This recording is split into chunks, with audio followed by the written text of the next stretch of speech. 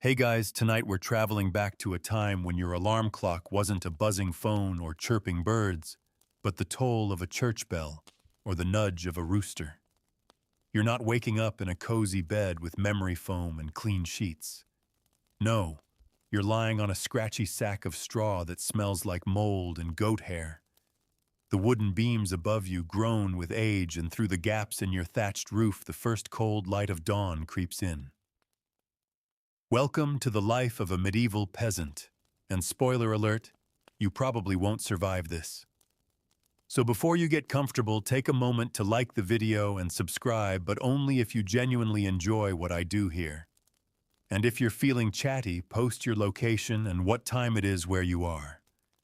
Now dim the lights, maybe turn on a fan for that soft background hum, and let's ease into tonight's journey together. The first sound you hear isn't birdsong or the wind rustling the trees. It's the groan of your joints. You're only 28, but you've got the back of a modern-day retiree. You stretch careful not to wake the snoring bodies beside you, your wife, your 3 youngest children, and maybe your cousin who's staying the week because his own roof caved in. There's no time to linger. The sun is climbing. That means the bailiff will be making his rounds soon, and if you're still inside, he'll assume you're lazy. Lazy peasants don't get leniency, they get fines. You slip out of your hovel, ducking beneath the crooked doorway. Your home is made of wattle and daub, basically sticks, straw, and mud. It's leaning slightly to the left and smells like a mix of wet earth and chicken droppings. Because yes, the chickens live with you. Sometimes a pig, too. Heat is heat, and in winter, animals are as good as any fire. You relieve yourself in the corner of the yard, where the latrine is just a pit surrounded by tall weeds. You avoid looking at it. You learned that lesson the day you nearly stepped into it barefoot. One of the many reasons you try to keep your boots on even at night. Breakfast, you wish. If you're lucky, your wife will have saved some cold pottage from yesterday. A sort of thick stew made from grains, maybe beans, maybe some cabbage if it didn't spoil. It tastes like glue and smells worse, but it fills the stomach. Most days you just grab a hunk of rye bread so dense you could use it as a weapon. You chew while walking, heading to the fields. Your life revolves around them. These strips of land allotted to you by the local lord are your everything. Your grocery store, your job, your future. You don't own them, of course. You're just borrowing them in exchange for labor, and lots of it. Before you start working, you have to check the soil. Is it too wet, too dry? Has the neighbor's cow wandered onto your plot again? You chase it off with a stick, muttering curses. Later you'll laugh about it with him at the alehouse, but right now you're too tired to be civil. Then begins the tilling, the weeding, the planting, or harvesting, depending on the season. Your tools are primitive, a wooden plow, sometimes pulled by oxen, often pulled by you. Your hands are already calloused from years of this, your nails black with soil. You bend, pull, lift, and repeat. It's not glamorous. It's not even tolerable. But it's survival. Around mid-morning, the church bell rings. Time for a quick break. You sip from a flask of weak ale. It's safer than water, which is often riddled with filth. Clean water is a rare treat, usually fetched from a stream miles away, or a well in the village if it isn't dry. Your children, those not off herding geese or scaring crows from crops, might bring you some lunch. Maybe more bread, maybe onion pie if you're truly blessed. You eat sitting on a rock, watching a hawk circle overhead. For a few quiet minutes, you imagine a different life. One where you have your own land. One where you don't owe 3 days of labor a week to a man who's never worked a field in his life. Then it's back to it. The afternoon brings more aches. The sun bakes your skin in summer, or the frost bites your fingertips in winter. You've worked through fevers, through broken toes, through the death of loved ones. There's no such thing as sick days when the crops won't wait. You talk to the others as you work. Not loudly, just enough to stay sane. Gossip travels faster than carts. You hear that Joan's goat gave birth to 2 kids, that Thomas broke his leg falling from a hay cart, and that the Reeve is demanding double grain this year because the Lord's cellar is running low. By the time the sun begins to sink, you're exhausted. But you can't go home just yet. You head to the mill to grind what little grain you've gathered.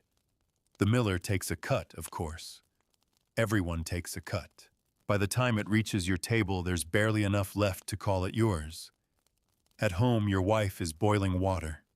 The kids are covered in dust, laughing or crying, it's hard to tell which. You smile anyway. Life is hard, but they make it bearable. You tell them a story as you eat your evening meal, usually something about saints or spirits depending on who's listening. Stories are free and they help you forget your blisters. Then comes the night.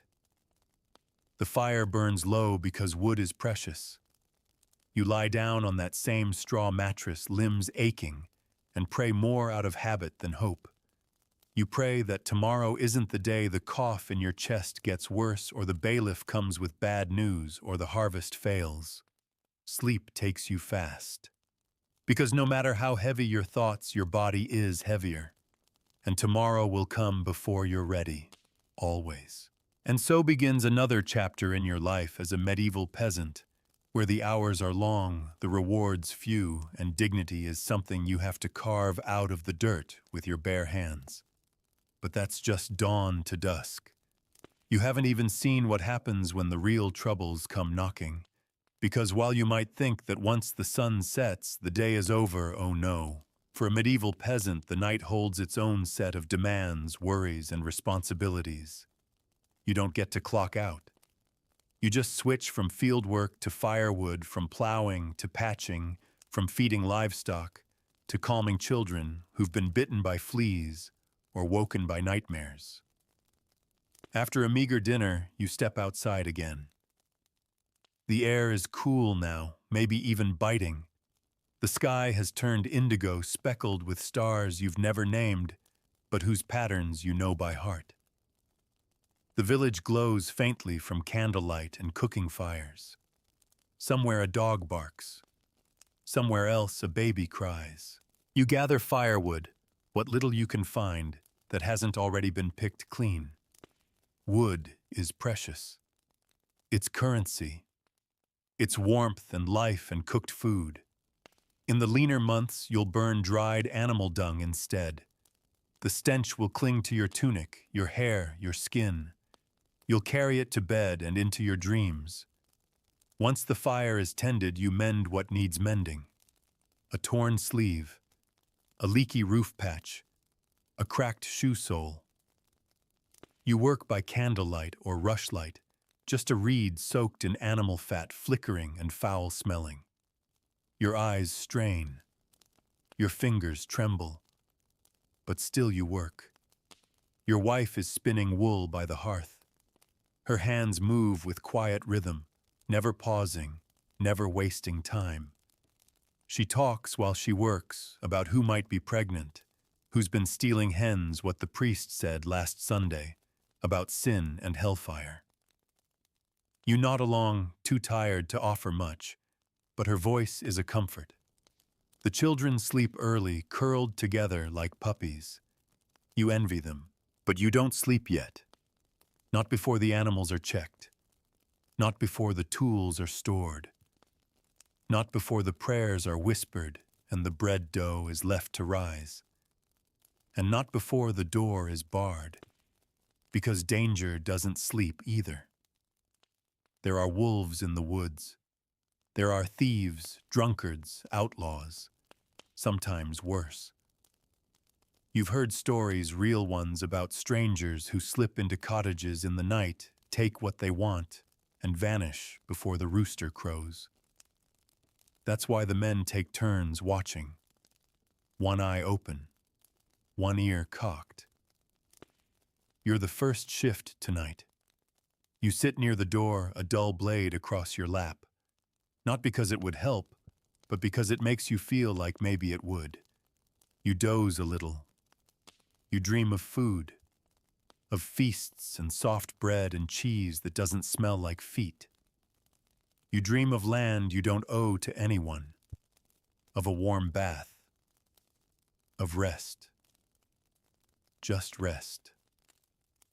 Then a sound jerks you upright, a twig snapping, a hoof, but it's just the neighbor's dog chasing a rat.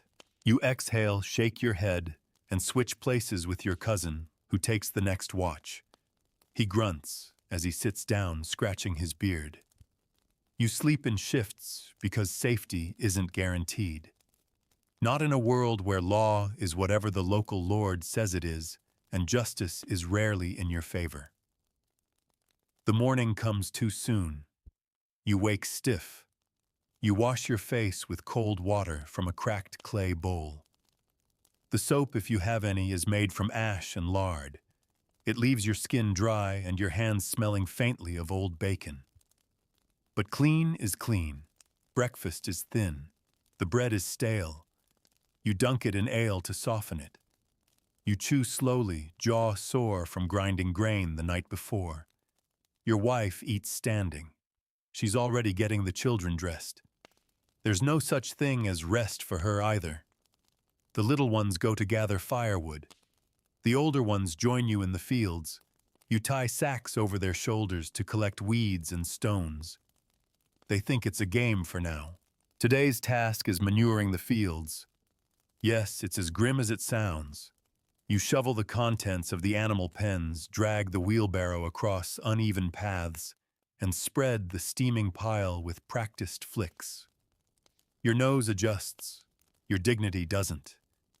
You wipe sweat from your brow with a sleeve already soaked through.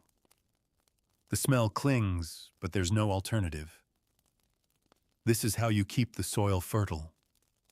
This is how you feed your family. A shout in the distance, someone's cart has overturned.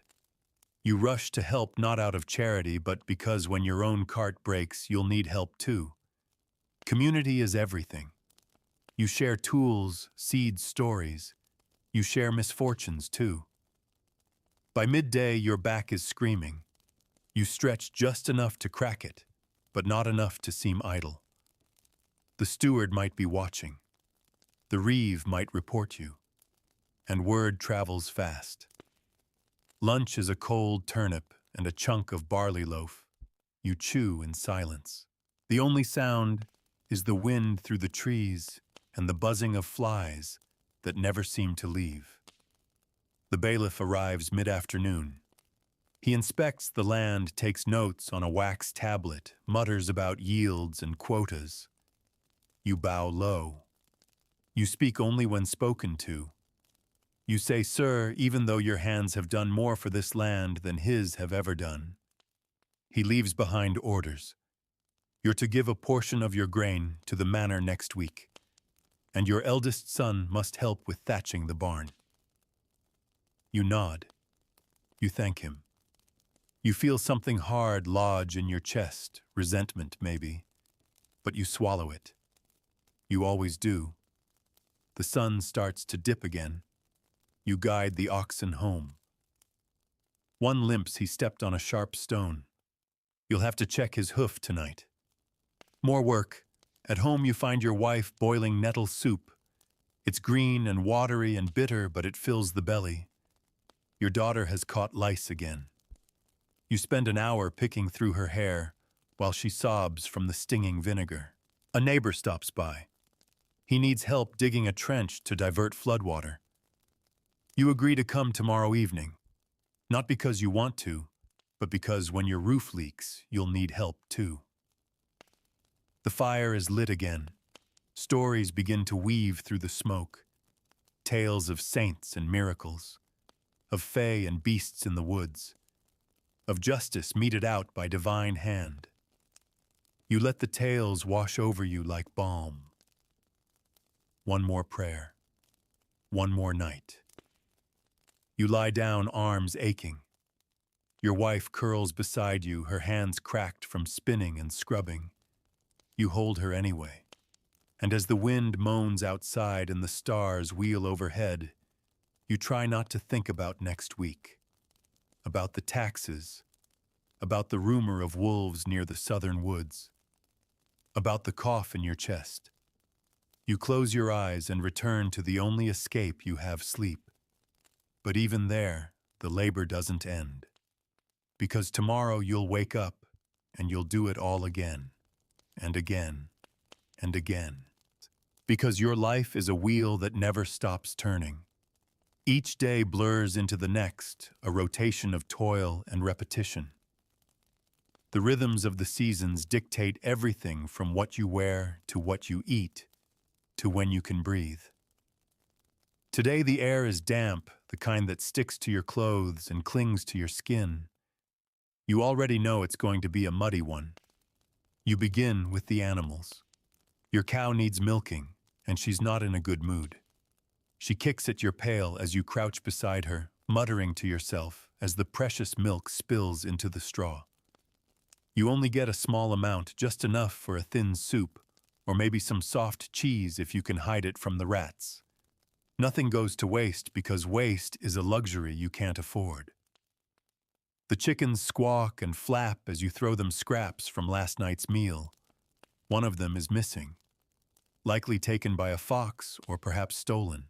You won't know for sure unless someone starts bragging at the alehouse or the feathers show up on a neighbor's doorstep.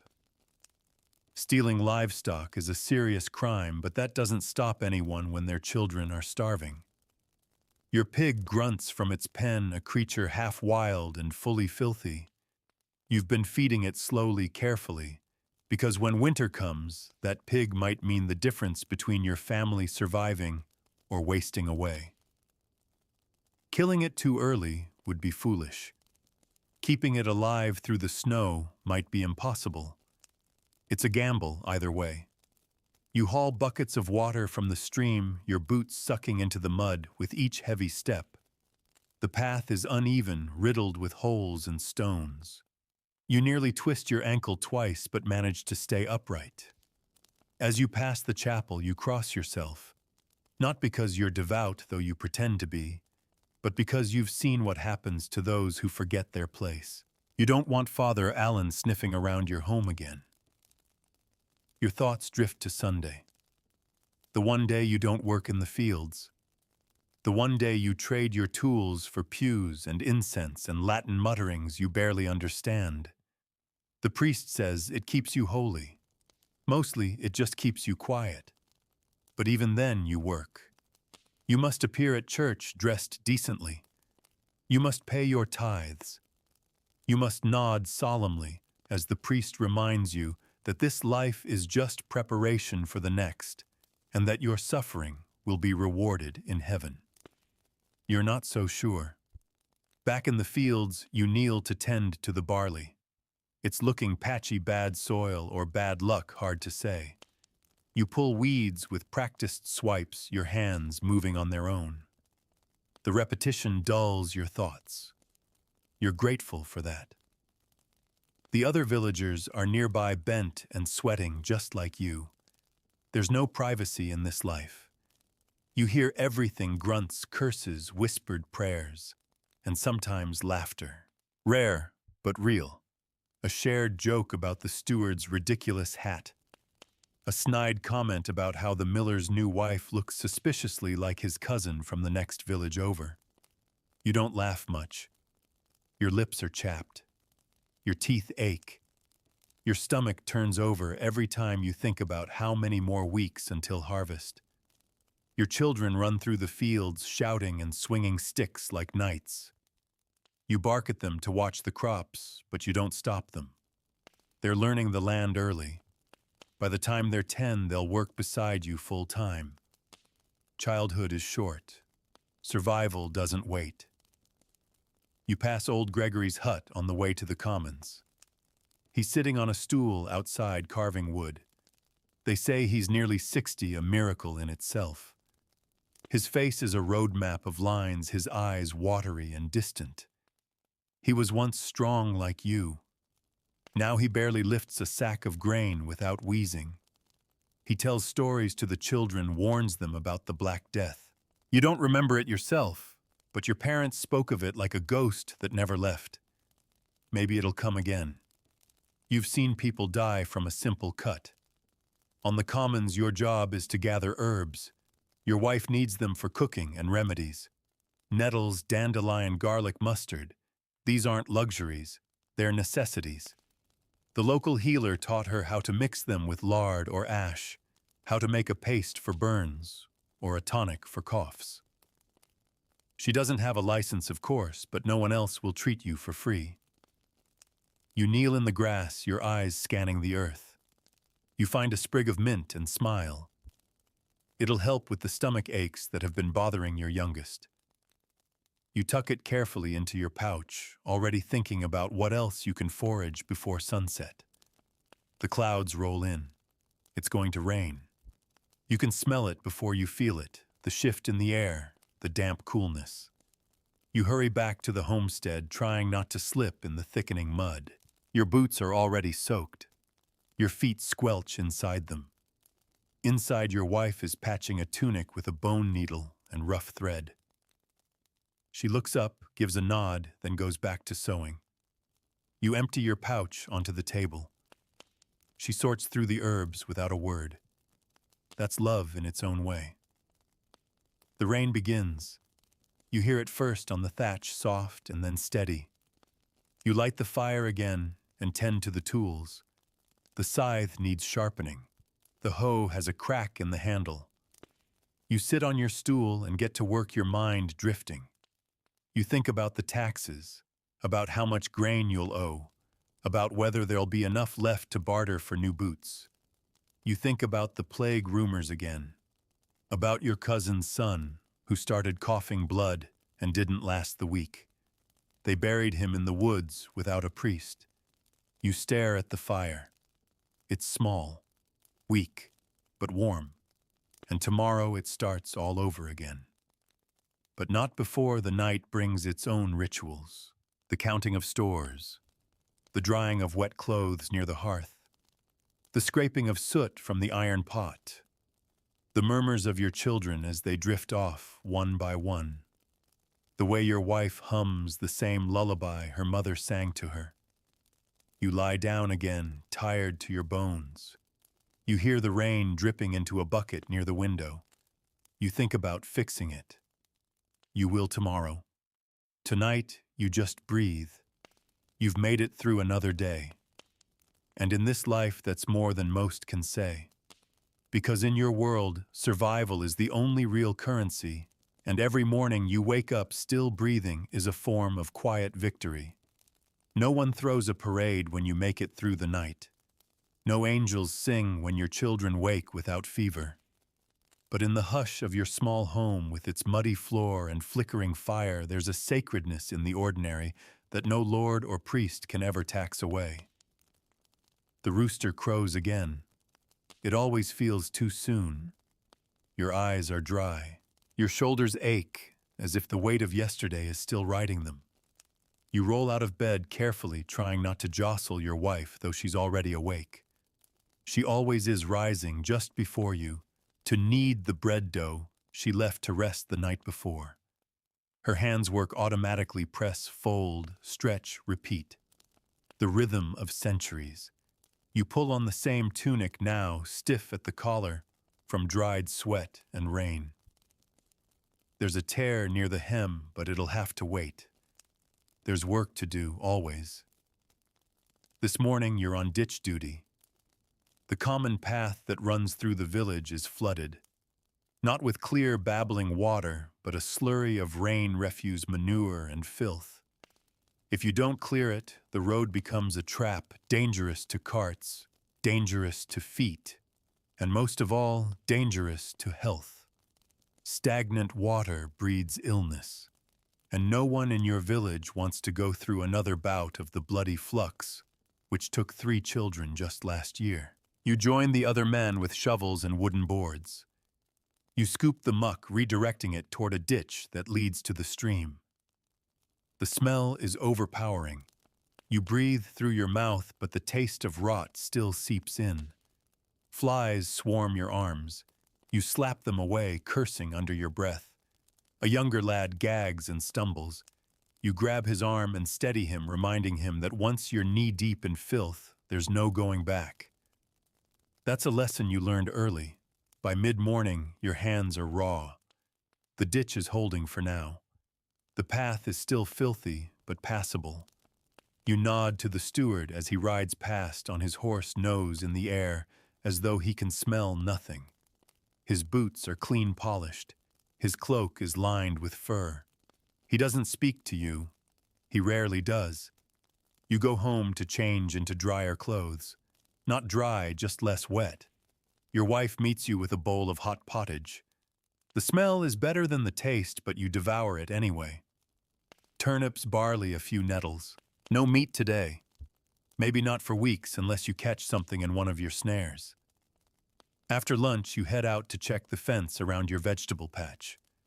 It's sagging again, and something's been nibbling at the cabbages. You spot droppings and follow the trail rabbit. If you're lucky, you'll catch it by dusk. Meat is rare, but not impossible. You set a snare with practiced hands, bait it with a scrap of carrot, and whisper a quiet hope. Next comes firewood gathering. The forest beyond the village is technically the Lord's wood, but everyone knows to take what they need quietly, carefully. You walk the edge, eyes sharp. You know which branches are safe to break, which fallen limbs are dry enough to burn. You keep an ear open for others, too. There have been bandits lately, or rumors at least. Either way, you keep your knife close. On the way back, you pause by the stream. The water flows faster today from the rains.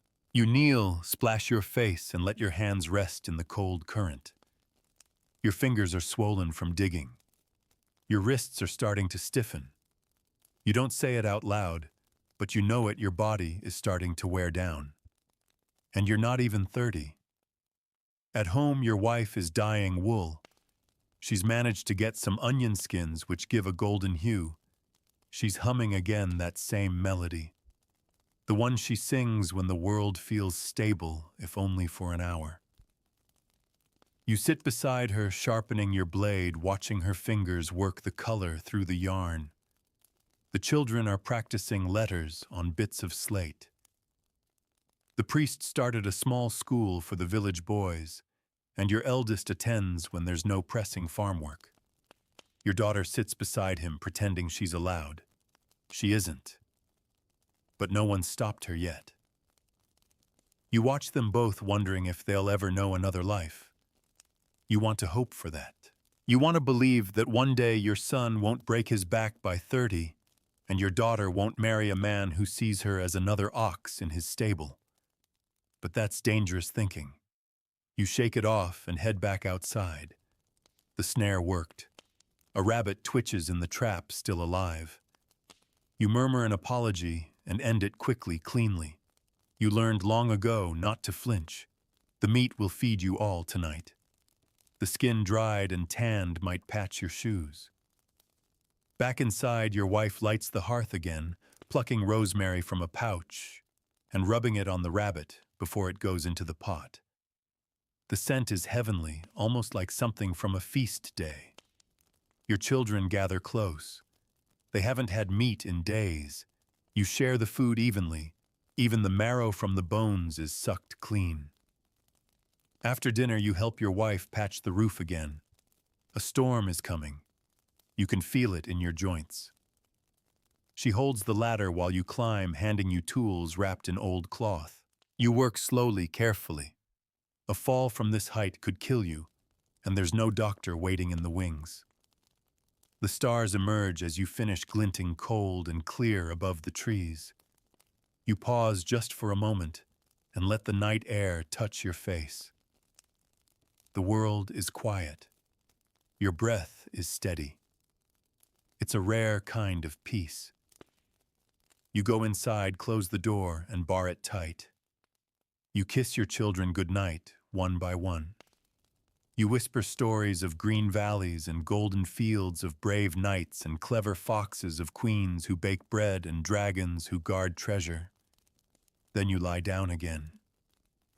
Your wife rests her head on your chest. You feel the rhythm of her breath. And in the dark you remind yourself this is life.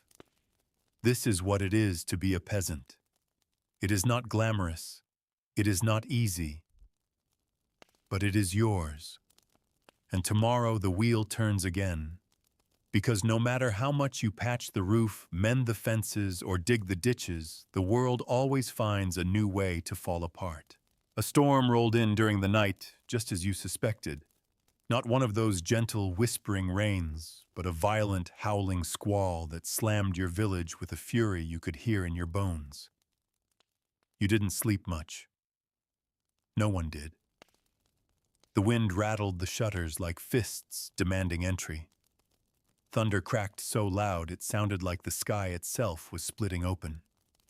Your youngest woke crying, and you held her tightly, whispering soothing words, while your wife lit the rushlight and checked the ceiling for leaks. A corner of the thatch gave way, dripping cold water onto the table below. You set a clay pot beneath it and prayed it wouldn't get worse.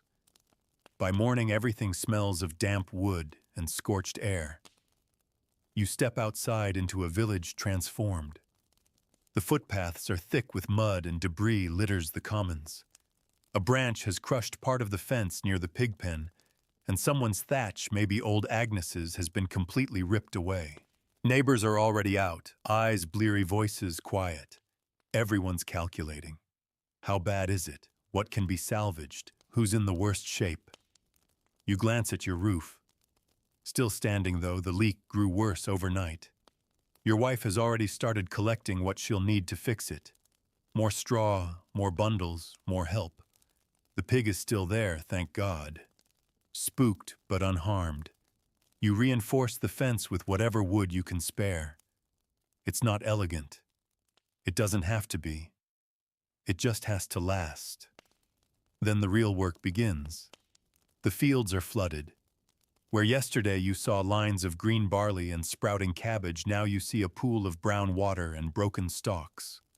The rich soil you spent weeks turning is now sliding down the slope toward the stream, taking your labor with it. You wade in thigh-deep in mud to salvage what you can. Your boots suck at the earth with every step. You nearly lose one and have to dig it out by hand. You're not alone. Dozens of others are in the same predicament. You hear groans, curses, shouts. The mood is tense. One man blames his neighbor for not clearing a ditch properly. Another accuses someone of sabotaging the levee. It's all nonsense, of course. The storm doesn't care about your grievances. But tension has to land somewhere, and it usually lands on the nearest back. You say little. You dig. You gather. You save what you can and mourn what you can't. By midday, you're soaked cold and caked in sludge. You return home with a sack of ruined cabbage and a handful of barley heads. It won't make much of a meal. Your wife sees your face and says nothing. She knows. She spent the morning inside reinforcing the hearth and bailing out the corner near the cradle where water pooled. The children helped her fetching rags, stacking stones. No one is idle in this house. Not ever. You sit at the fire, your legs trembling, and eat a slice of dry bread and a half-raw onion. There's no comfort to be found in it. Just fuel. That's what food is now, a necessity, not a joy. The priest passes by in the afternoon checking on the villagers. He offers a blessing and a reminder that the Lord tests the faithful. You nod politely, but your stomach churns. Faith doesn't drain the fields. Faith doesn't dry the barley. You want to believe he means well. But you also know that when winter comes, the church's stores will be full, and yours may not. Still, you let him speak. You thank him. Because even now, appearance matters. Later, you head to the commons again. You join a group rebuilding the cart path that's been washed away. It's not your job. No one asked. But if the path stays ruined, no one can reach the mill. And if no one can reach the mill, no one eats. You haul stones, wedge them into the mud layer branches, and sod over them. It's grueling. Your hands go numb. A nail splits. You wrap it in cloth and keep working. A woman nearby hums while she works a song from childhood, maybe. It cuts through the gloom like a thread of light. You smile to yourself. Even now there's music. As the sun sets, you drag your sore body home. You smell of wet wool and swamp water. Your wife hands you a cup of warm ale, and for a moment you feel almost human again. Dinner is sparse, boiled roots, a pinch of salt, a few spoonfuls of yesterday's pottage. The children eat quickly, barely speaking. Hunger makes them quiet. Afterward, your wife pulls out a scrap of linen and starts stitching. She's making a pouch for herbs. You watch her needle glide through the cloth over and over. You sharpen your blade beside her. Sparks flicker and dance against the stones of the hearth. You talk about tomorrow, about what can be replanted, about which neighbors might have seeds to spare, about what tools need fixing, and whether your cousin's cart axle might be useful after all. You talk like there's still a future, and maybe there is. Later, in the quiet of your home, you tuck your children into the corner where it's driest. You rub their feet to warm them, kiss their cheeks, and whisper stories about the old days when giants walked the land, and kings gave feasts to all their people, and food rained down from the skies like a gift. They know it's make-believe, but their eyes sparkle anyway. And that sparkle, that flicker of wonder, is enough to carry you through another night. Because even in a world of mud and hunger and backbreaking labor, you can still hold on to something soft, something bright. Hope. However fragile, however fleeting, because if there's one thing you've learned, it's that the land may punish you, but it also teaches you. And while you've never been to a school and never held a book, you're fluent in a different kind of knowledge, the kind passed from muddy hand to calloused hand, whispered through generations, carved into your body, one ache at a time. This morning the fields are still slick, but the sky is clear. That's something. A gift, maybe. You step outside and take a breath of air that smells less like rot and more like earth. Real earth, not soup-thick muck. Your boots are still soaked from yesterday, so you walk barefoot for now, toes curling in the dew-covered grass. Your wife is up already, of course. She's boiling water and scrubbing the children's tunics against a flat stone near the stream. Her sleeves are rolled to the elbow, revealing arms as strong as yours. No one talks about women's labor, but it's constant, quiet, invisible unless it stops. And it never stops. You head toward the fields, taking a slower route today. Not out of laziness, your muscles simply refuse to move faster. Your right knee throbs. That old injury from the time you fell off the cart hasn't healed right. You grit your teeth and keep walking. Pain is just part of the day. At the edge of your plot, you find your neighbor Edric kneeling in his own field. He looks up, nods. His face is lined like tree bark, even though he's only a few years older than you. You both start to work in silence, your hoes carving the ground in tandem. There's something comforting about that rhythm. The scrape, the lift, the toss. Today you're digging furrows. It's slow going. The soil is heavy, clinging to the blade like wet bread. Every few steps you stop to wipe the sweat from your brow. It's not even midday, and the sun is already pressing down hard. You remove your cap and let the breeze touch your scalp, however briefly. By the time the church bell tolls, your arms are shaking. You pause to stretch your back gaze toward the woods beyond the fields. They look peaceful from here, but you know better. Bandits sometimes hide there. And worse, tax collectors. Edric finally speaks. Heard the Reeves taking tally this week. You grunt. You've heard it too. That means an accounting of everything grain livestock tools. And of course, how much you'll owe. Taxes come in many forms. A portion of your grain, a portion of your time.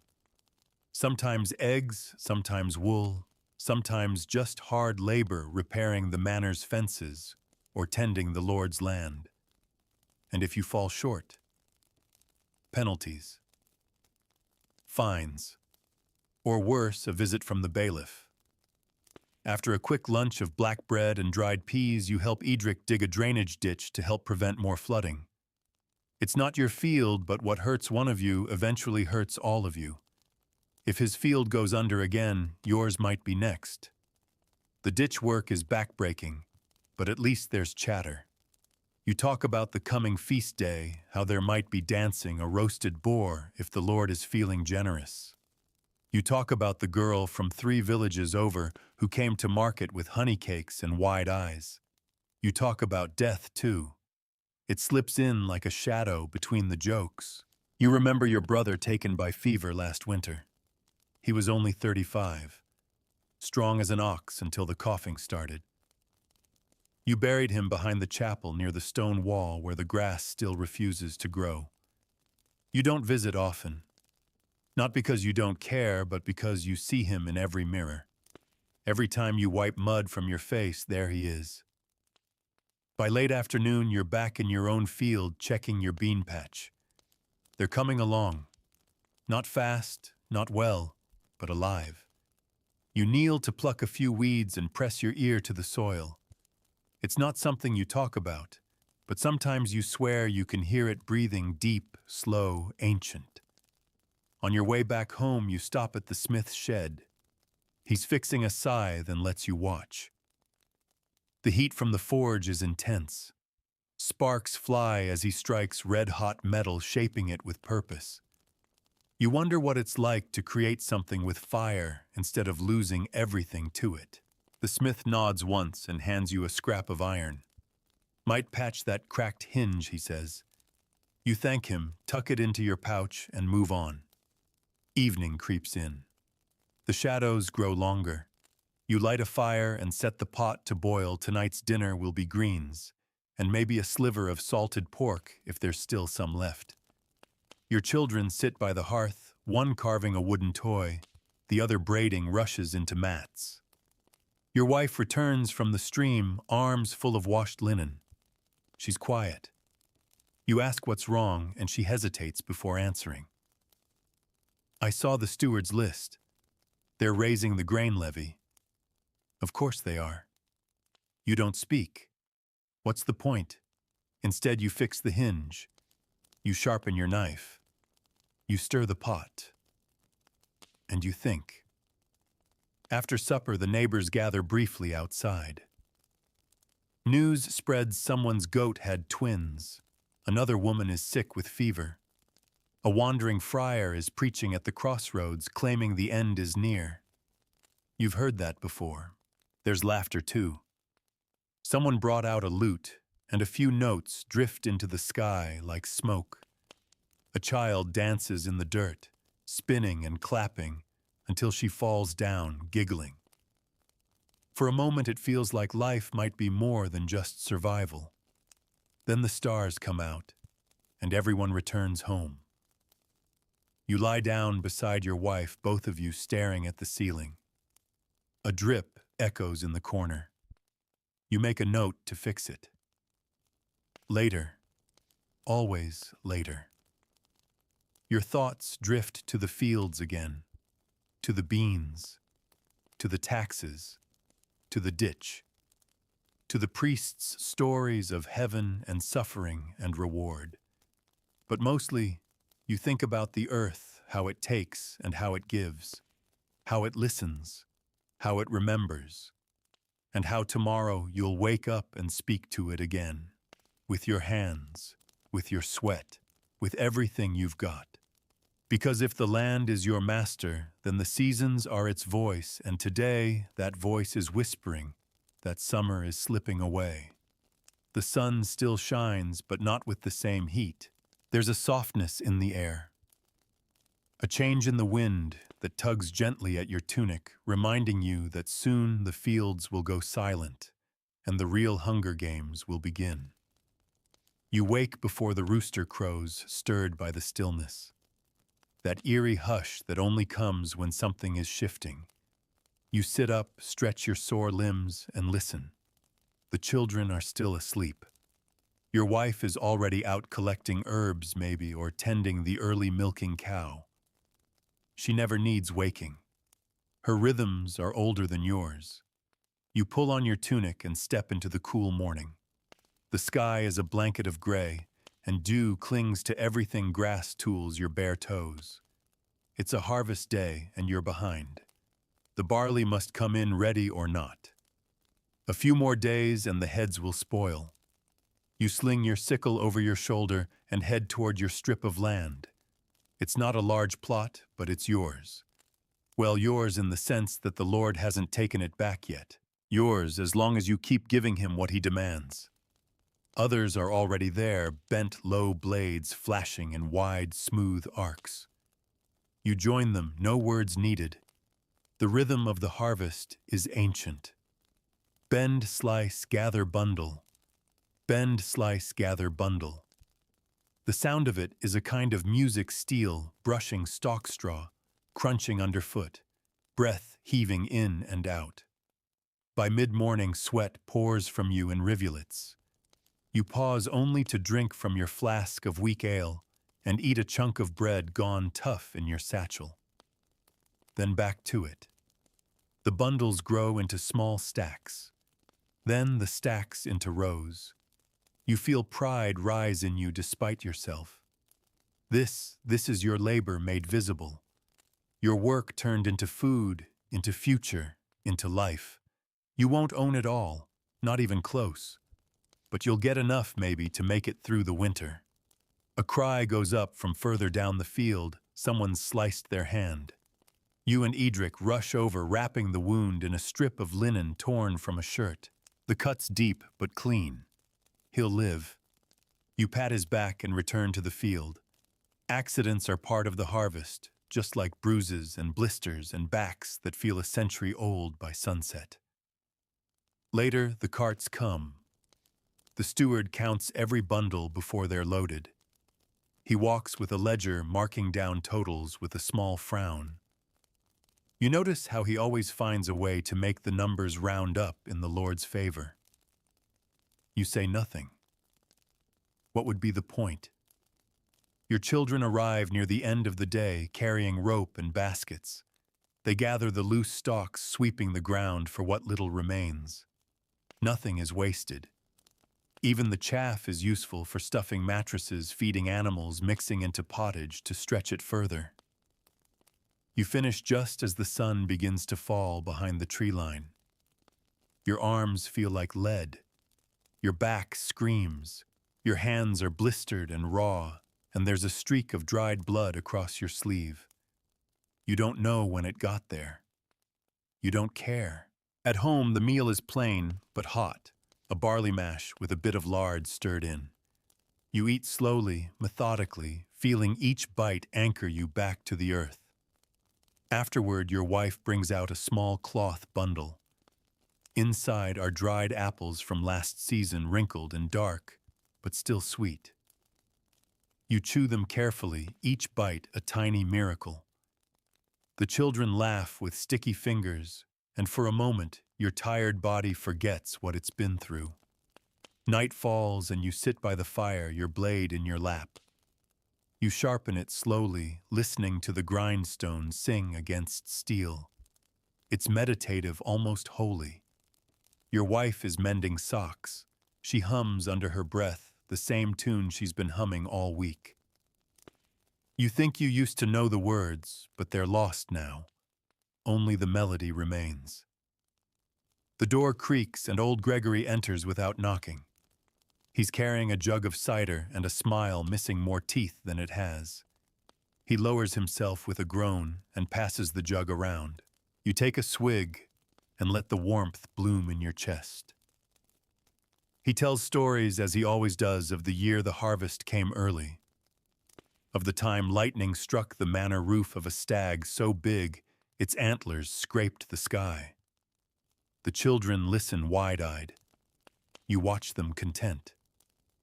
Later, as Gregory shuffles home, your wife wraps herself in a blanket and leans against you. "Good day," she says softly. You nod. Not good, really. Just not bad. But in your world, that's more than enough. You lay your tools near the door, stacked and ready. Tomorrow you'll help thresh the grain, more labor, more dust, more hours bent over with a flail in your hands. The rhythm will change, but the exhaustion won't. Still, you're grateful. Because the field is harvested. Because your children are fed. Because you made it through another day without fever or injury or debt collectors. And because tonight you'll sleep like a man who's carved something out of the land and lived to tell about it. Tomorrow the flails will fly, the husks will break, and you'll keep moving because that's what peasants do. They move, they bend, they endure. Because when your entire existence revolves around feeding mouths and staying out of trouble, the line between routine and survival is as thin as the edge of your scythe. And today, as you step into the threshing barn with your sleeves rolled up and your back already sore, you know exactly what kind of day it's going to be, long, loud, and punishing. The threshing barn is dark and dusty, built of warped timbers and straw-choked rafters. It smells like old grain and sweat. A pair of flails hangs on the wall, each one a long wooden rod connected to a shorter one by a leather thong. You grab yours and test the weight. It's heavier than you remember. Or maybe your arms just haven't recovered from harvest. You join the others all lined up along the threshing floor. The sheaves of barley are piled high, bundled with coarse twine and already attracting rats. You'll have to move fast. A few words are exchanged, quick nods, tired smiles, but there's little talking. Everyone knows the rhythm, and when the first man swings his flail and the crack of wood against straw echoes through the barn, the rest of you follow suit like dancers in some brutal ancient choreography. You raise the flail, swing it over your head, and bring it down with a satisfying thump. The stalks beneath shudder and break. You lift it again. Thump. Dust rises. Again. Thump. The husks begin to fall away, revealing the kernels you worked all summer to grow. It's mindless work. Repetitive. Monotonous. But that's what makes it tolerable. You can fall into the rhythm and let your thoughts wander. You think about winter. About how many sacks you'll need to survive. About whether the miller will give you a fair cut or skim off the top again. About whether your wife's cough means anything serious or just the cold damp of early autumn creeping into your bones. The sun creeps higher outside, its light filtered through the slats in the wall. You strip off your overshirt, sweat soaking through your tunic. Your arms ache, your shoulders burn, but you don't stop. You can't. Around midday, someone brings in a bucket of ale and a wheel of hard cheese. The break is short. You sit in the shade and stretch your legs, rubbing your hands and blowing out your breath in a long, slow hiss. The talk turns to taxes again. It always does. The steward's list came out this morning. The grain tithe is up. The Lord's cellar was understocked, so now yours must pay the price. Everyone mutters, but no one protests. What would be the point? You finish your cheese and rise. The flail calls. More hours pass. The air thickens with husks and dust. Your nose runs. Your eyes sting.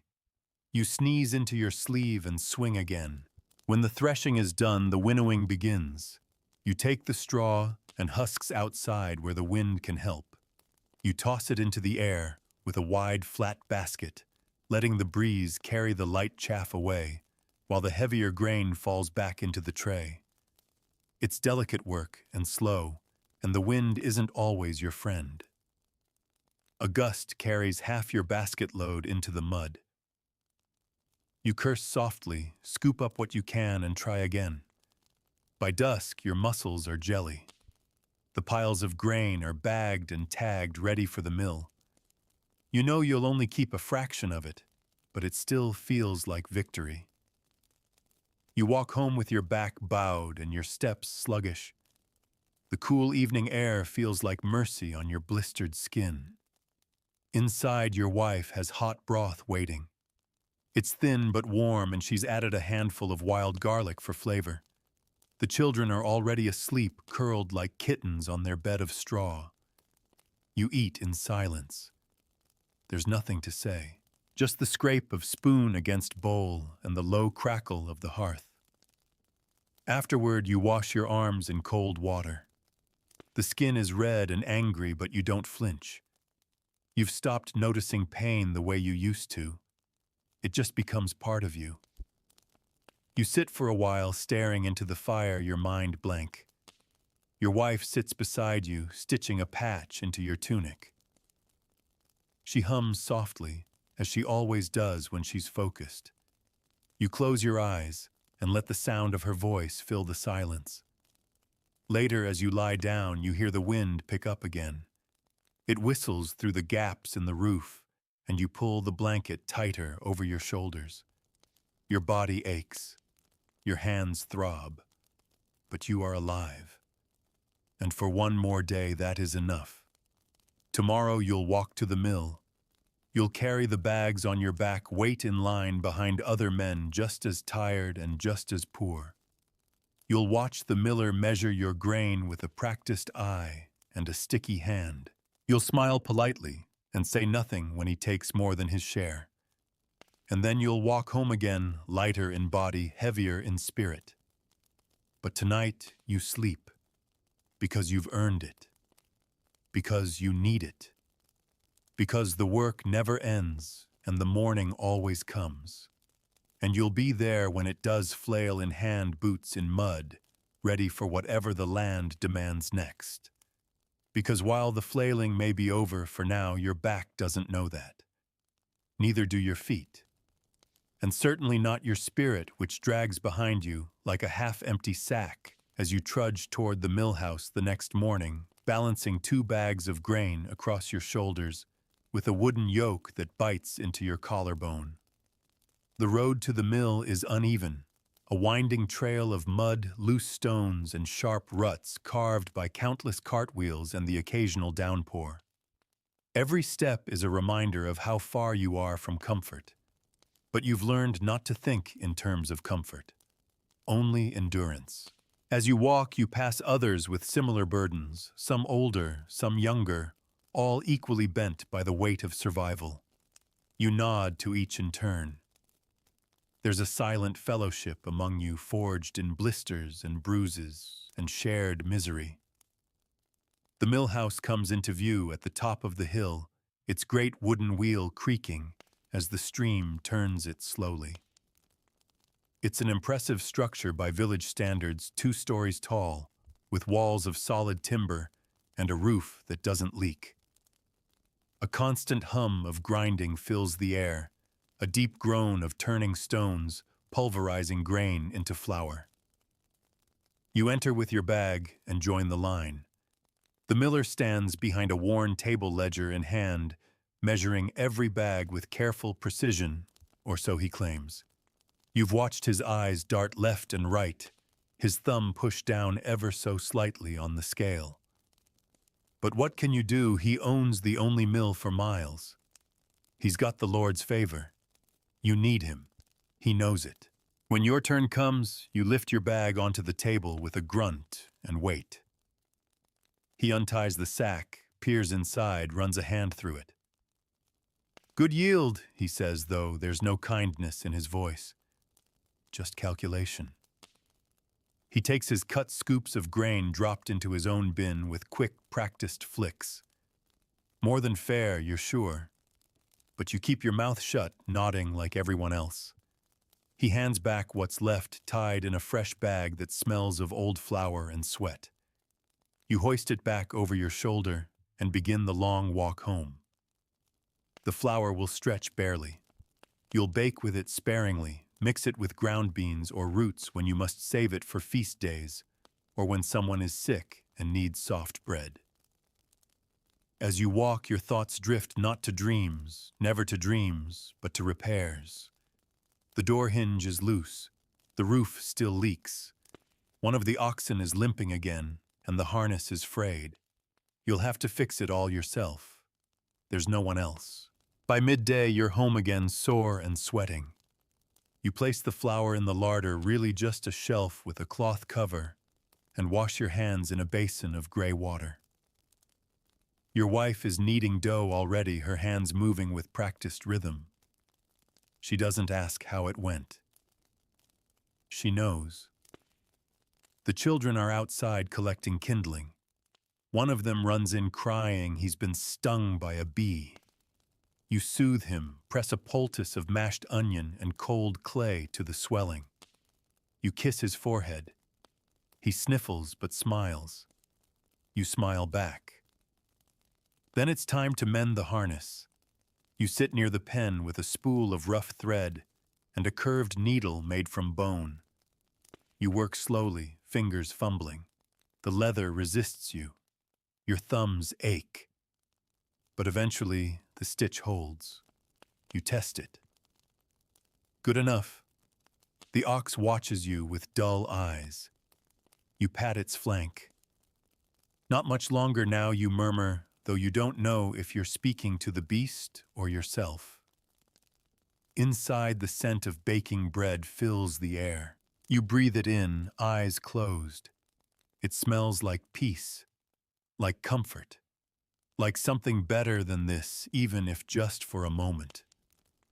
Your wife pulls the loaves from the hearth and sets them to cool.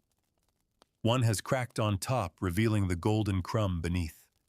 The children hover, eager. You cut it carefully, handing out pieces one by one. The crust is hard, but the inside is soft and warm. You eat yours, slowly savoring every bite. This is the reward. Not gold, not glory, just this warm bread, a quiet home, and a moment without pain. Later, you gather with others in the village square. There's talk of the coming feast day. The priest has requested extra candles for the church. A few men offer to help gather beeswax. You volunteer, knowing it will mean more work, more walking, more time away from your field, but also knowing that saying no is as good as a confession. You return home in the orange glow of sunset, pockets full of nothing, shoulders sagging under invisible weight. Your wife is darning a sock. Your daughter hums while she braids her hair. Your youngest draws circles in the dust with a stick. These small things, these quiet, unremarkable things, are what tether you to this life. You sit by the fire and sharpen your knife. The sound of the whetstone soothes you. Then you pray. Not out loud, not like in church. Just a whisper inside your mind, half-formed, wordless. A plea, a hope, a promise to keep going, because that's all you have. Tomorrow, the fields will call again, and you'll answer, because you must, because you always have, because that's what it means to be a peasant, because in this life duty doesn't rest, not for harvest, not for rain, not even for grief. And today the air in the village is heavier than usual. A black cloth has been hung over a doorway at the far end of the commons. Someone has died. You hear it before you see it. The slow tolling of the church bell, not the regular chime of timekeeping, but a deeper, sorrowful beat. 1, 2, 3. You count them without thinking. The signal for death.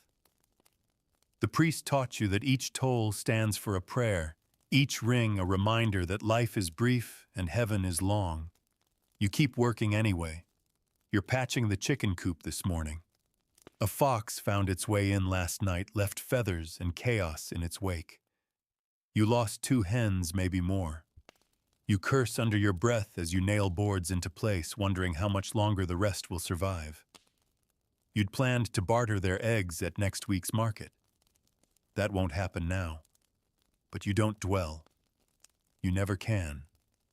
There's no time for mourning, not yours, and not even for the family across the square. You glance toward their home. A few neighbors have gathered. Bread is being passed and hands are folded in prayer. The dead man was old for a peasant anyway. Past 50, which feels like a century in this world. He was a thatcher, quiet and steady. You'd worked alongside him once, fixing the manor roof after a storm. He had strong hands and soft eyes. Now he's just gone. Your wife walks back from the stream with damp linen bundled in her arms. She nods toward the black cloth. Anna says he didn't suffer, she murmurs. You nod. That's as close to comfort as anyone gets. After patching the coop, you fetch water. The bucket handle digs into your fingers as you carry it up the hill. The stream is running low. It always does this time of year when the rains stop, but the heat lingers. You'll need to ration more carefully now. When you return, your wife has started boiling water to clean wounds. One of the children scraped his arm on the fence post. She crushes nettle leaves and presses them into a paste. You help hold him still while she binds it with linen. He winces but doesn't cry. He's learning. Midday comes, and with it the funeral. You go because not going would be noticed. The entire village gathers at the chapel, a stone structure older than anyone can remember. Moss clings to its outer walls, and the bell rope is frayed from generations of use. The priest wears his finest robe, still threadbare, but whiter than usual. He speaks in Latin mostly, then switches to plain tongue for the eulogy. He talks about humility, about suffering, about obedience to God's will. You listen, but your eyes wander.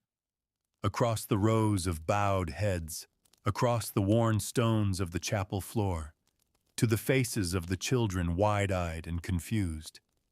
The coffin is simple, rough wood, no adornment. It's carried by 6 men lowered into the ground just behind the chapel, where the earth is already pocked with graves. You toss in a handful of dirt. The sound it makes, the soft patter of soil on wood, lingers in your ears even after you've left. Back home, the world resumes. You bring out the scythe and begin trimming grass near the animal pens. You sharpen the blade until it sings. Then you work arms moving in long, looping arcs. Grass falls in waves and the scent rises thick and green. It's a clean smell, one of the few that still feels alive. Your wife is spinning wool again, this time into yarn. Her spindle dances in her hand. She's good at it, faster than most. What she makes might fetch a few coins at market if you're lucky. Later, a traveler comes through the village. A peddler, his cart creaking with wares, ribbons, needles, combs, dried herbs, beads. Things you don't need but long for anyway. You trade a small spool of yarn for a sliver of soap and a tin whistle for the children. They fight over it before taking turns. The peddler tells stories of distant towns, of bridges that collapsed in the last storm, of a new bishop installed in the far city. He speaks of plague rumors, too, of fever returning to the ports. Your stomach tightens at that. Plague is a word you don't say lightly. After he leaves, your wife mutters a prayer. You join her, just in case. That evening, you take a walk around your plot. The beans are nearly ready for picking. A few heads of cabbage stand proud, untouched by rot. You pick a handful of greens and bring them inside, where your wife is baking a flat cake on a stone. She sprinkles salt on top, precious stuff saved for nights like this. You eat together as the light fades. The cake is hot and dry and perfect.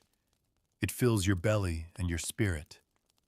The children laugh as they chase one another around the hearth. You lean back, your eyes closing, as your wife hums the same tune again. You never ask the name. It feels better not knowing. When the fire dies down, you carry the youngest to bed. His hair smells of flower and grass. You kiss his head, careful not to wake him. Then you lie beside your wife, your arm draped across her waist, your thoughts drifting again to the man buried today. He worked. He endured. He faded. You wonder if your name will be remembered. If someday, long from now, someone will say it aloud and pause. Probably not. But you'll rise tomorrow, and you'll work again, and for now that is enough. Because even in the quiet lulls between seasons, the life of a peasant refuses to slow down. Autumn is here, and the fields have begun their long sleep, but the village itself is very much awake. This is when you prepare, when you store, when you calculate whether the things you've gathered will last through the long dark of winter. Because if they don't, you already know how that story ends. You wake before light. The chill has crept into the bones of your cottage. Even under the straw-stuffed mattress and coarse blanket, the cold presses in like fingers probing your ribs. You rise carefully, trying not to wake the others, and feed the hearth the last of yesterday's wood. It flares reluctantly. The smoke curls upward, whispering against the soot-blackened chimney stones. Today is preserving day.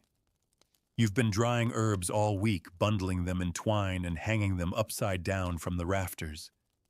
Your wife has been pickling onions and cabbage in clay jars. The vinegar smell clings to your nose, sharp and strange. You'll salt the last of the meat later if the salt holds out. You don't have much.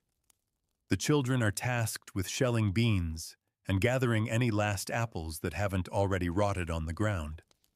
Your eldest tries to organize them into neat piles by size. The youngest simply bites into one, laughs when the juice runs down his chin, and tosses the core over his shoulder. You don't scold him. There are worse ways to waste a thing. You spend the morning at the smokehouse hanging what little pork you've managed to cut. The fire is low but steady, its scent clinging to your clothes and skin. Smoke is a strange kind of wealth. It protects what you've earned, keeps hunger away a little longer.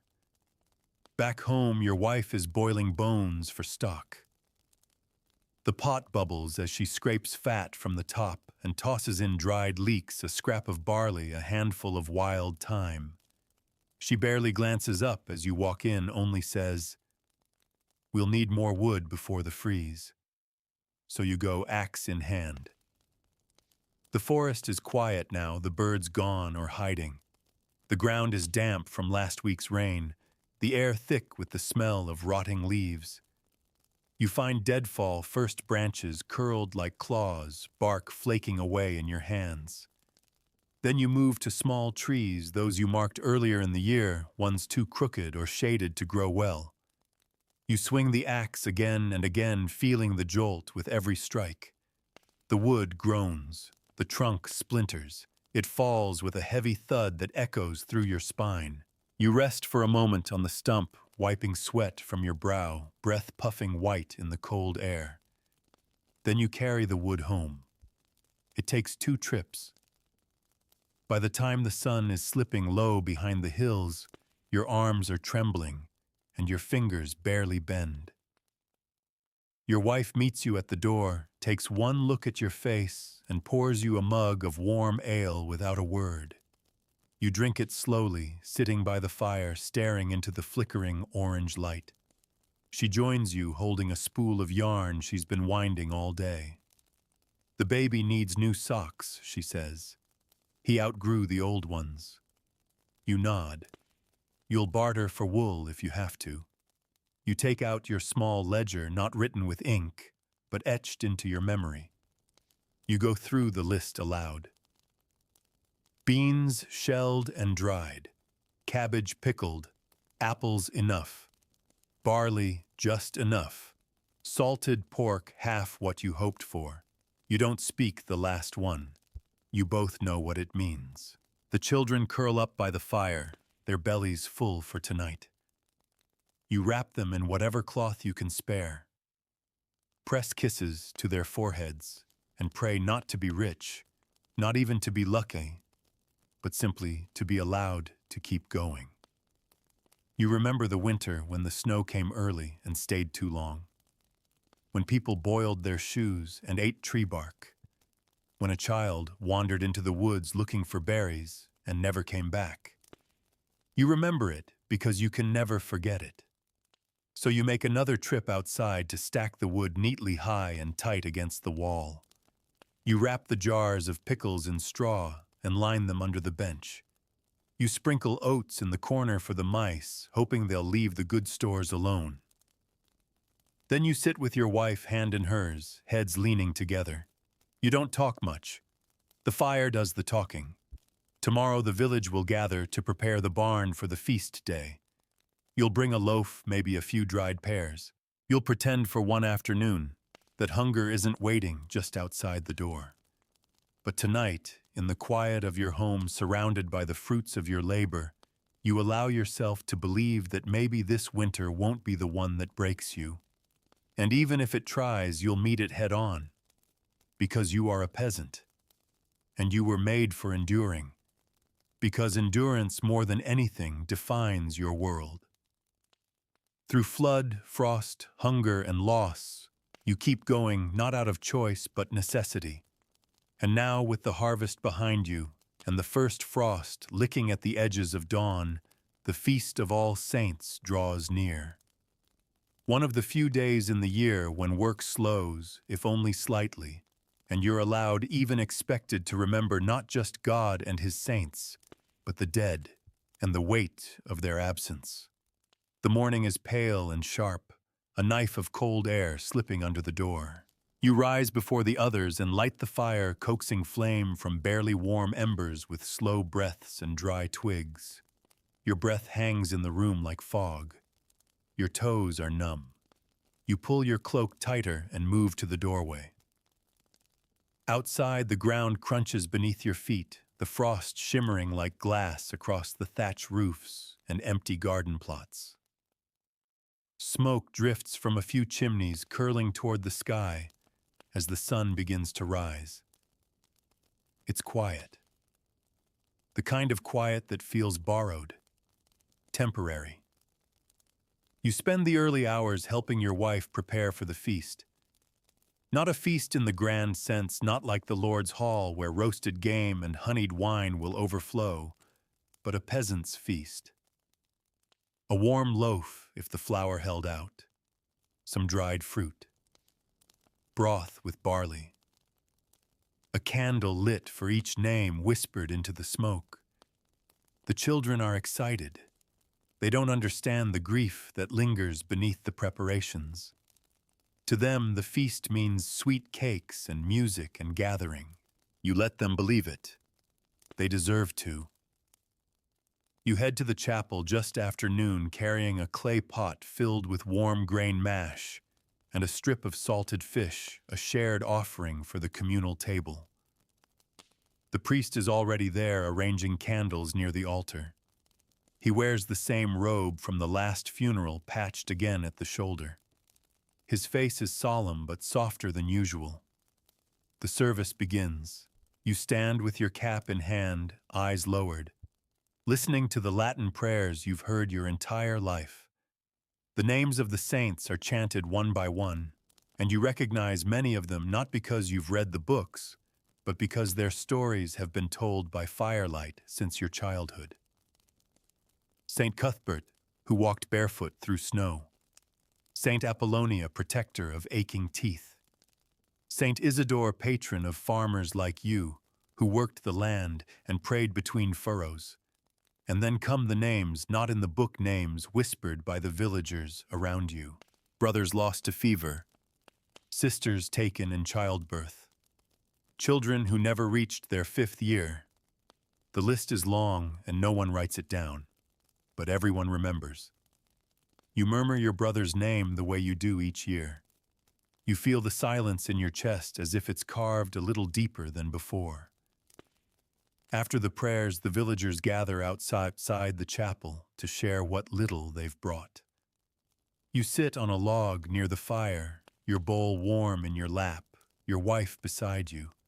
You talk with neighbors about weather, about storehouses, about the rats that have grown bolder this year. But the tone is gentler today, less urgency, more remembering. Old Agnes sings a hymn, her voice quivering, but strong.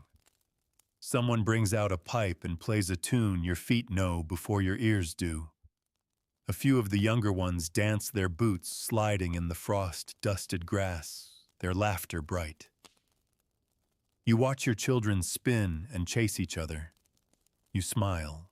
The fish is salty, the mash a bit burnt, but you eat every bite. There's something sacred in the togetherness, the warmth, the full bellies even if just for tonight. As the sun dips, you help carry the unburned candles back to the chapel. The priest nods his thanks. He smells of incense and wool. Before heading home, you stop by the small stone markers behind the chapel. There's no name on the one you kneel before, just a flat rock, half-sunken moss creeping along its base. But you know whose it is. You place a handful of wildflowers you found on the way and whisper a few words. Not a prayer, just a memory. Your wife joins you after a while. She doesn't speak, just rests a hand on your shoulder. You sit there for a moment longer, letting the chill settle around you like a shroud. Then you rise. Always you rise. Back home, the fire is still burning. You pull your children close and tell them one of the old stories of Saint Martin cutting his cloak for a beggar, or of the wise fool who tricked the devil. Their eyes grow wide, their breathing slows. You smile at their soft heads as they drift into sleep. Your wife knits by firelight, humming under her breath. That same old tune. You've never asked the words. You don't need to. You lie beside her, the cold kept at bay by your nearness. Outside, the frost thickens. The stars blink into view, silent and cold. You close your eyes and hold the memory of the day gently in your chest. Because tomorrow the silence will lift. The work will return. And you will return with it, grief tucked in your cloak, but your hands still open to the earth. Because even with the frost settling deeper each morning, and the nights stretching longer than your waking hours, the work hasn't ended, it's only changed its shape. Now that the fields sleep beneath a crust of white, your labor moves inward, into hearth and barn, into spinning wheels and sharpened tools, into preparation for the kind of cold that doesn't ask permission before it settles into your bones. You rise in darkness now, not light. The sun no longer greets you in your doorway, but waits until halfway through your chores to peek above the hills. The fire is slow to start. Your fingers are stiff, your breath clouds the air even inside the cottage. The children huddle close together in their bed of straw and old wool still wrapped in dreams. You envy them briefly. The first task is feeding the animals. The pig grunts miserably. The chickens peck lazily, too cold to squawk as they normally would.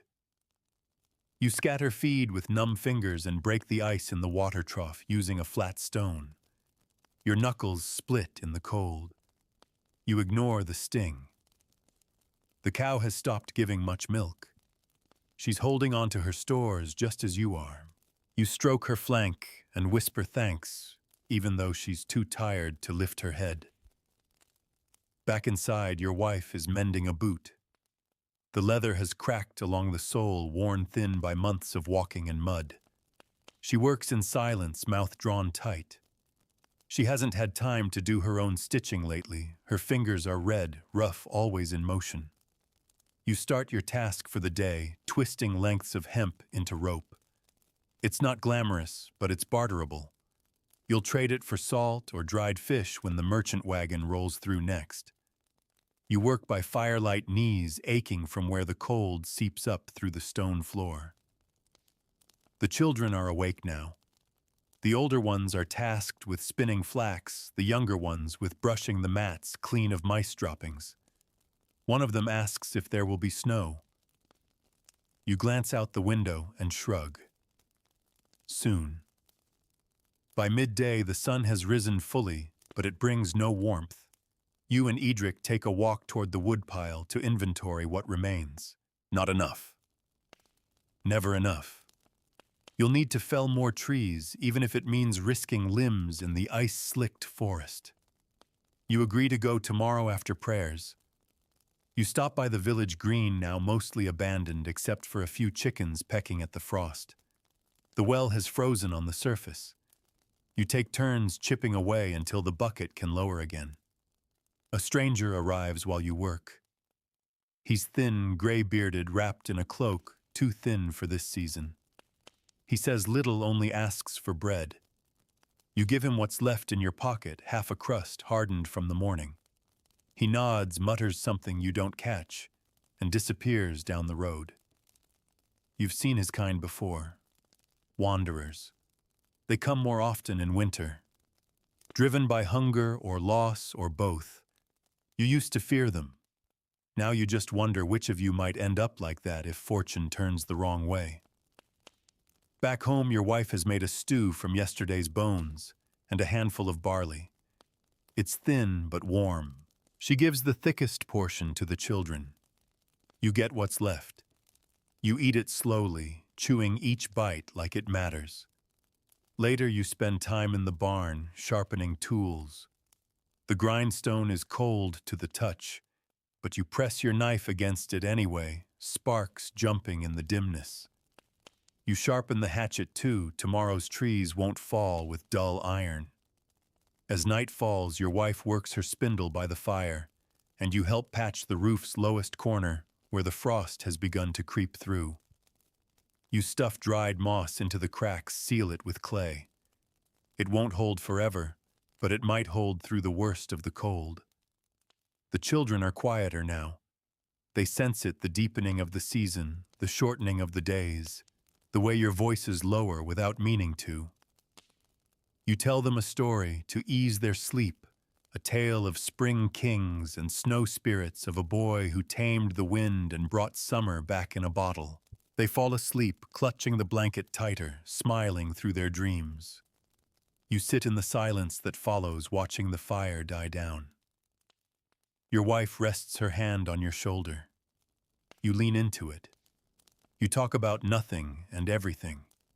About needing more beeswax. About the way your daughter sings when she thinks no one's listening. About the time you saw your father chop wood with a fever and never stop, not once.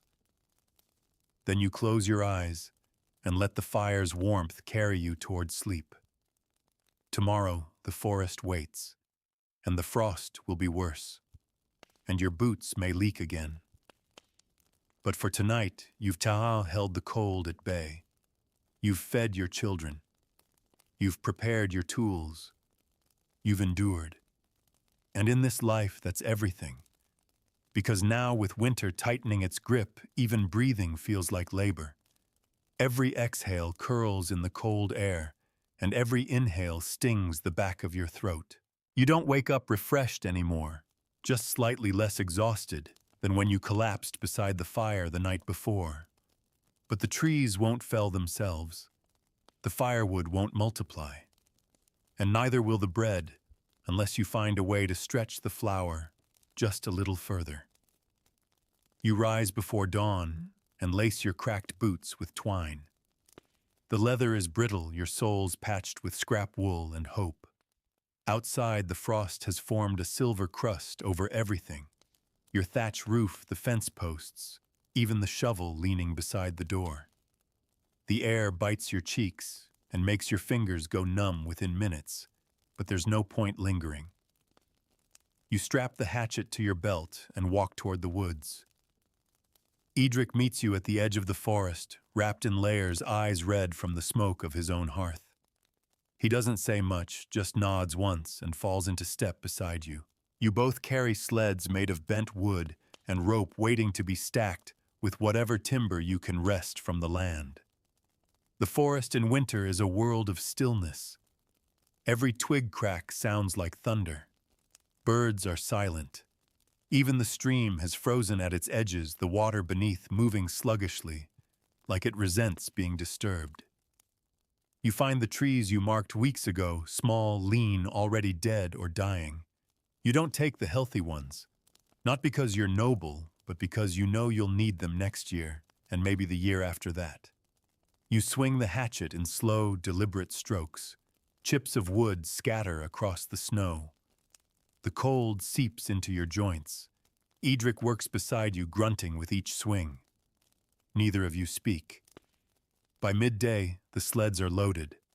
Not full, not enough, but heavier than they were. You tie the rope across your shoulders and begin the slow pull back toward the village. The sled drags unevenly, snagging on roots and frozen tufts of grass. You lean into it, groaning with effort. Your breath clouds the air. Your back screams. You do not stop. Back in the village, you stack the wood neatly near your cottage wall.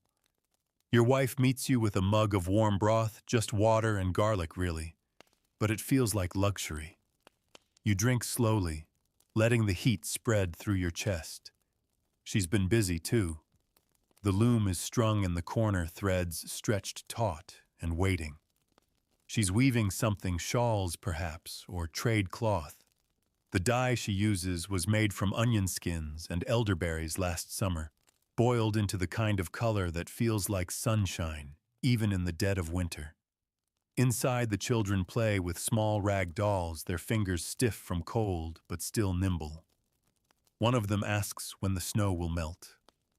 You smile and say, soon. You don't believe it, but lies are softer than truth, and that matters in these months. You repair a hinge next, using the scrap of iron gifted by the smith. You file it down, heat it over the fire, bend it just enough to make it useful again.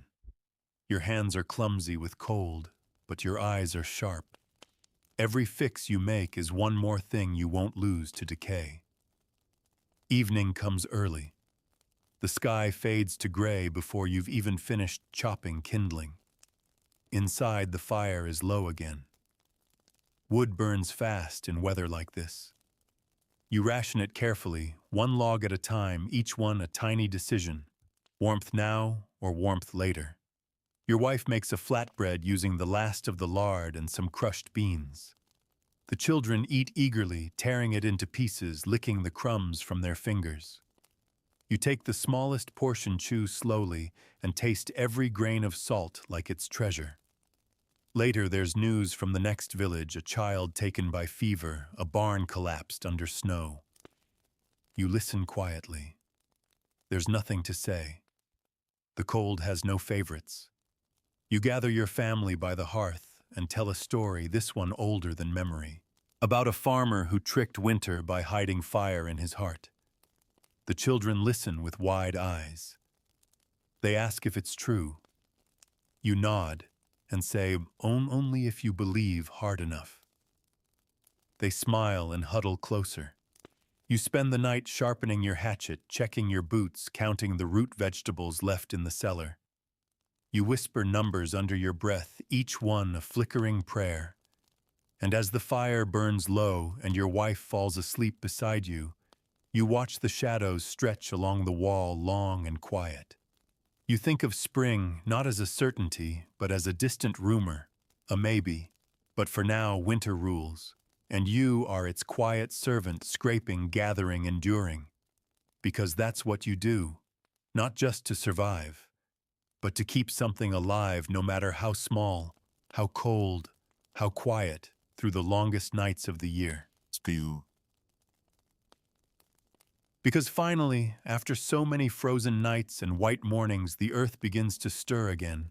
And though you hardly trust it at first, there it is, the slow drip from the eaves, the soft squelch of thawing soil beneath your boots, the faintest green thread poking from the cracks in the yard. where nothing has grown for months. Spring is coming. You feel it before you see it in your joints, in the change in the wind, in the light that lingers just a little longer each evening. The children feel it too. They burst from the cottage door, the moment you unlatch it, chasing each other through the puddles with squeals that echo across the still barren fields.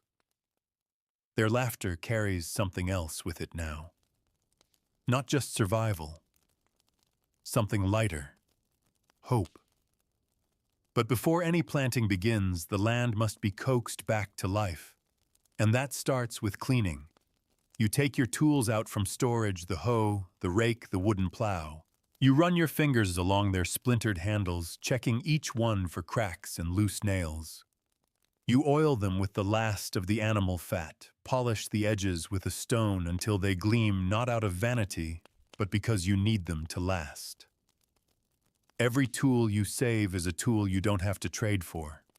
Then to the field. It's a mess, of course. A crust of winter rot covers the ground, dead leaves, broken stalks, animal dung. You clear it 1 foot at a time, dragging a woven basket beside you, pausing only to stretch your back and breathe. Your fingers are stiff, your knees pop when you bend, but the work feels different now. Less desperate, more forward-looking. You're not fighting to stay alive today. You're preparing to grow. Others are out too, Edric, his face still pale from a winter fever. Agnes hobbling as she scatters feed for her hens. Even the children dragging bundles of sticks to patch fences or lining up pebbles to mark the border of a new garden plot.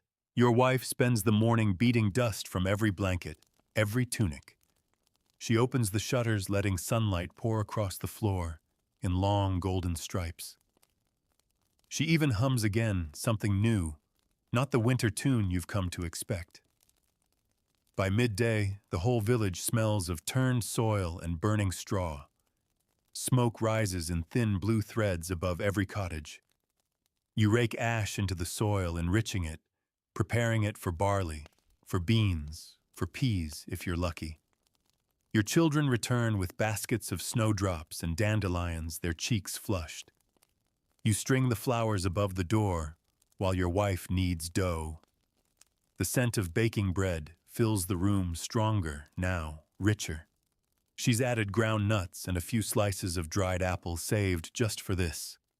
You sit together by the hearth as the bread rises. For once, there's no urgent task, no broken fence, no wound to bind, just the smell of warmth, the sound of children playing, the comfort of company.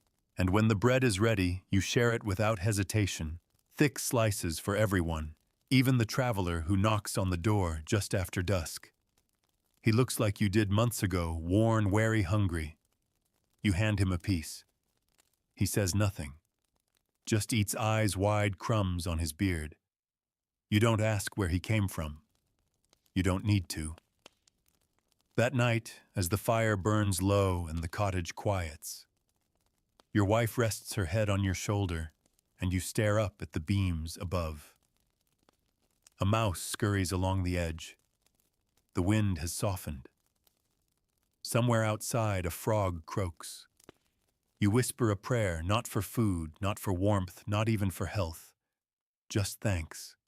Simple thanks. Because somehow, once again, you've made it through. And as your eyes close and sleep gently pulls you under, you don't dream of lords or gold or distant cities. You dream of your field, of seedlings pushing through thawed soil, of children laughing in the light, of a life made from dirt and sweat and love, quiet, hard, and whole. So now the fire's faded. The tools are stacked by the door. The hearth is warm. The earth is resting. And so are you. You've walked through every day and night of a medieval peasant's life, felt the weight of wet boots, the sting of cold wind, the ache in your back that never really fades. You've dug trenches, mended fences, salted meat, shelled beans, patched boots, buried neighbors, and kissed your sleeping children good night again and again and again. You've lived without comfort, but never without purpose. You've endured without reward, but never without meaning. This was a life of endless labor, yes, but also one of silent victories. Each loaf baked, each cough survived, each winter outlasted. These were your miracles. Not the ones sung about in church, but the quiet kind. The kind no one noticed. The kind that kept the world turning. And now with spring just beyond the threshold, you get to rest. Not because the work is over. It never will be. But because you've earned it. So close your eyes. Let the rhythms of the land, the soft sound of your wife's spindle, the distant whistle of wind through thatched eaves lull you into sleep. You are safe here, wrapped in the quiet pulse of a world that asked everything of you and received it. This was your life, not a tale of kings or knights, but of dignity in the dirt. And that in the end is enough.